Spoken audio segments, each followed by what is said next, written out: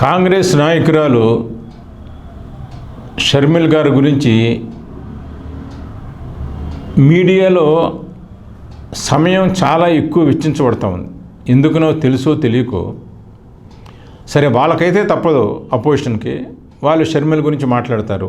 ఎక్కడైతే జగన్మోహన్ రెడ్డి వ్యతిరేకత ఉందో దాన్ని భూతత్వంలో చూపించాలని చూస్తుంటారు. కాబట్టి షర్మిల మీద గౌరవం ప్రేమ లేకపోయినా కానీ వాళ్ళకి ఏదో విధంగా షర్మిల్ని అడ్డం పెట్టుకుని జగన్మోహన్ రెడ్డిని దెబ్బతీయాలి అని ఆలోచిస్తుంటారు. ఇంతకుముందు ఎన్నో ప్రయత్నాలు చేశారు, అన్ని రకాలుగా ఫెయిల్ అయ్యారు. కాబట్టి ప్రతిపక్ష వాళ్ళకి ఇదే పోటీ ఉంటుంది. రామకృష్ణరాజు పనికొస్తాడా, లేకపోతే షర్మిల పనికొస్తుందా, లేకపోతే శ్రీధర్ రెడ్డి పనికొస్తాడా, లేకపోతే మంగళగిరి ఆర్కే పనికొస్తాడా, ఏదో విధంగా వీళ్ళని వాడుకోవాలనే ఉత్సాహం మాత్రం ఎక్కువ ఉంటుంది తప్పితే వీళ్ళకి ఏదో సహాయం చేయాలని, వీళ్ళని ఏదో ఉద్ధరించాలని కాదు. దీన్ని అడ్డం పెట్టుకుని ఏ విధంగా వాళ్ళు సమయం గడపాలి, ఏదైతే జగన్మోహన్ రెడ్డి చేసిన మంచి పనులు ప్రజలకు వెళ్లకుండా చూడటానికి, ఆ డిస్కషన్ రాకుండా చూడటానికి ఇవన్నీ ముందు పెడుతూ ఉంటారు. కాబట్టి దీని మీద అనవసరంగా కాలయాపన చేయటం వైఎస్ఆర్సీపీ కార్యకర్తలకు కానీ, అక్కడ ఎమ్మెల్యేలకు కానీ, నాయకులకు కానీ అది ఉచితం కాదు. అనవసరంగా వాళ్ళ సమయాన్ని వాళ్ళు వేస్ట్ చేసుకుంటున్నారు. ఇది గ్రహించాల్సిన అవసరం ఉంది.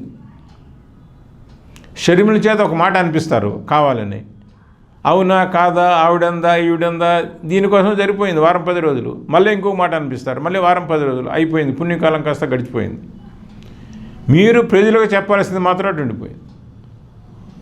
ఇన్ని మంచి పనులు చేసినా ఆ ప్రాంతాల వారీగా అక్కడున్న ఎమ్మెల్యే క్యాండిడేట్లు, కార్యకర్తలు, మిగిలిన వాళ్ళు ఆ ప్రాంతాల వారీగా చెప్పాల్సింది పోయి అందరూ ఈ రోజున షర్మిల గురించి మాట్లాడతారు. మురుసుపల్లి షర్మిల శాస్త్రి, అది అనాలా అనకూడదా, శాస్త్రి అవునా కాదా, మురుసుపల్లి అవునా కాదా, ఆవిడికి హక్కు ఉందా లేదా, దీని మూలంగా ప్రజలకేం సంబంధం అండి? ప్రజలకు వచ్చేది ఏమిటండి? అన్నా చెల్లెలు కొట్టుకున్నారు, ఏంటి ప్రజలకి? ప్రజలకు కావాల్సింది ఎవరి పరిపాలన బాగా చేస్తారు, ఎవరి పరిపాలనలో ప్రజలు సుఖంగా ఉన్నారు, ఎవరికి సంక్షేమం అభివృద్ధి జరుగుతూ ఉంది. దీని గురించి ఎందుకు మాట్లాడలేదు? సరే, కొండా రాఘవరెడ్డి గారు ఆయన సంగతి ఆయన చూసుకుంటున్నాడు. ఇంతకుముందు ఆయనకు చాలా క్లోజ్గా ఉన్నాడు కాబట్టి, ఈ కుటుంబంతో కూడా క్లోజ్గా ఉన్నాడు కాబట్టి, ఆయన రాజకీయం కూడా పూర్తిగా అక్కడే వెచ్చించాడు కాబట్టి, ఏదైనా నష్టపోయినా వాళ్ళకి తెలుసు కాబట్టి దాని గురించి ఆయన మాట్లాడినా అదొక అందం. కాబట్టి అది సర్క్యులేట్ అవ్వచ్చు సోషల్ మీడియాలో. కానీ వైఎస్ఆర్సీపీ నాయకులు దాని గురించి మాట్లాడటం మాత్రం అది విడ్డూరమే. చాలా తెలివి తక్కువ పని, టైం వేస్ట్, పనికిరాదు. ఆవిడకి వచ్చే ఓట్లేనని మీకు తెలుసు కదా, మరి ఎందుకని టైం ఇచ్చేస్తున్నారు? ఏదైనా అందనుకోండి, అంటే ప్రజలకు తెలీదా? మీకు తెలిసినంత ఇన్ఫర్మేషన్ తిరుమల గురించి ప్రజలకు తెలీదా? ఆవిడ ప్రజలకు ఆవిడ ఏమేమి మాట్లాడిందో తెలంగాణలో తెలుసు కదా. కాబట్టి వీళ్ళు అనవసరంగా సమయం వేస్ట్ చేసుకుంటున్నారు.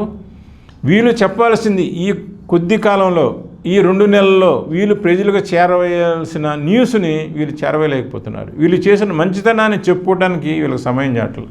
ఎంతసేపు జగన్మోహన్ రెడ్డి ఒకటే చెప్పాలా, ఆయన ఎన్నిసార్లు చెబుతాడు, చెప్పిందే చెబితే రకం ఉంటుంది. మిగిలిన వాళ్ళు ఏమి మాట్లాడకుండా ఈ క్యాండిడేట్లు, ఎక్కడ షర్మిల, ఎక్కడ అనిల్ కుమార్ యాదవ్, సంబంధం ఏంటి మీకు? మీరు ఇచ్చేది ఏంటంటే వార్నింగ్ షర్మిలకి. జనాలు ఇస్తారు రేపొద్దున ఓటు ద్వారా, మీకెందుకు కంగారు? మీ నియోజకవర్గాల విషయాల గురించి మీరు మాట్లాడండి. అందరూ కూడా జగన్మోహన్ రెడ్డి ఏం మాట్లాడాలో అందరూ అదే మాట్లాడాలి. ఎంత తెలివి తక్కువగా ప్రవర్తిస్తున్నారు. ఏదో ఒకరిద్దరు అడ్వైజర్ మాట్లాడారో ఒక మాట సరిపోయింది. కాబట్టి వీళ్ళ గురించి మాట్లాడడానికి రకరకాల 100 కొద్ది ఉన్నారు ఇటువంటి షర్మిల లాంటి వాళ్ళు అపోజిషన్లో. కాబట్టి ఆ వెనకమాల ఉన్నటువంటి సత్యమేదో ఎందుకో కొండా రాఘవరెడ్డి అని చెబుతారు. జనసేన గురించి ఏంటి అసలు వ్యవహారం చింత రాజశేఖర రెడ్డి గారిని చెబుతారు, చింత రాజశేఖర గారి లాంటి వాళ్ళు చెబుతారు. చంద్రబాబు నాయుడు అసలు వ్యవహారం ఏమిటో వంశీ చెప్తాడు, లేకపోతే కొడాలి నాని గారు చెబుతారు, కేశినేని నాని గారు చెబుతారు. మిగిలిన వాళ్ళు ఈ డెవలప్మెంట్ ఏం జరుగుతుంది, ఎక్కడెక్కడ కొత్త కొత్త ప్రాజెక్ట్స్ వస్తున్నాయి, బందరు గురించి బందరు వాళ్ళు మాట్లాడరు, కృష్ణాజిల్లా వాళ్ళు మాట్లాడరు. కాబట్టి ఈ విధంగా సమయం వేస్ట్ చేసుకోకుండా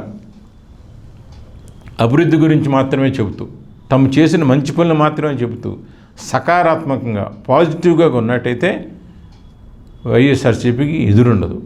అనవసరంగా వాళ్ళ బురదలో పడి వాళ్ళు ఏదో బురద వాంటలు పడి మీ ముఖాన్ని కూడా కొంత బురద రాసుకుని వాళ్ళ ముఖాన్ని బురద రాయిపోయి ఇదంతా చేయటానికి ఇది ఒక ప్లాను. అది మాత్రమే చేయాలని చంద్రబాబు నాయుడు అనుకుంటున్నాడు. దాని గురించే మాట్లాడాలని అనుకుంటున్నాడు.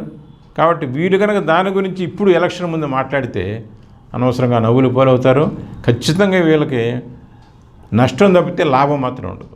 కాబట్టి లాభం వచ్చే పని మీ గురించి మీరు చెప్పుకోండి, సకారాత్మకంగా మీరు చెప్పుకోండి, వదిలేసేయండి. Ignore them, they are not going to have any effect on you.